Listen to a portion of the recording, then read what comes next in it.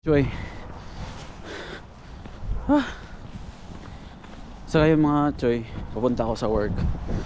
1 week na ito, hindi siya nag-snow. Pero ngayon parang siya nag-start na mag-snow.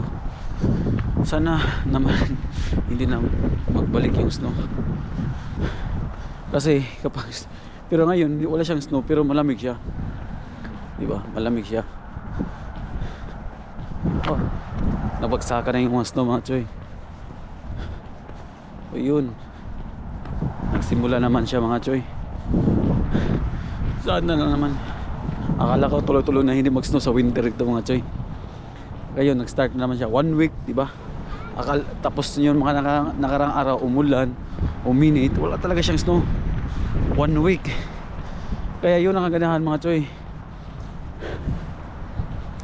Kasi minsan kapag nag-snow labig, like na mag-negative siya, ang hirap mga Choy kasi sobrang lamig niya. Tapos masakit siya sa mukha. Pero ngayon okay lang, nakawira ako ng gloves.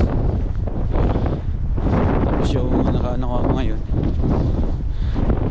Yan ang buhay dito mga Choy, sa Canada mga Choy.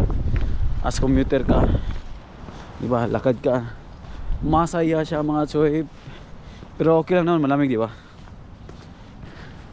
Oh, snow na naman. Pero nakita ko sa forecasting mga Choy, parang kunti lang siya, 40% lang yata siya. Mag-stop tapos uulan siya, may halong snow. Tapos yung temperature niya it's like negative siya pero hindi siya naabot ng 2 digits. Yun ang maganda Choy, diba? Ito yung area ko, nilakaran ko.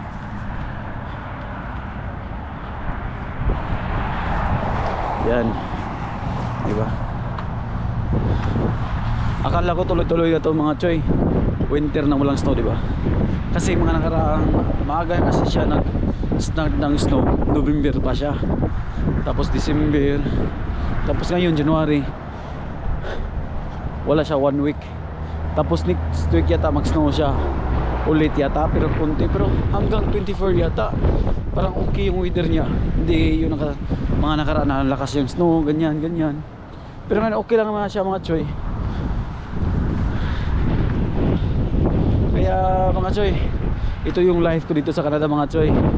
Kaya huwag kalimutan mag-subscribe sa aking channel mga Choy, for more videos mga Choy. Salamat mga Choy.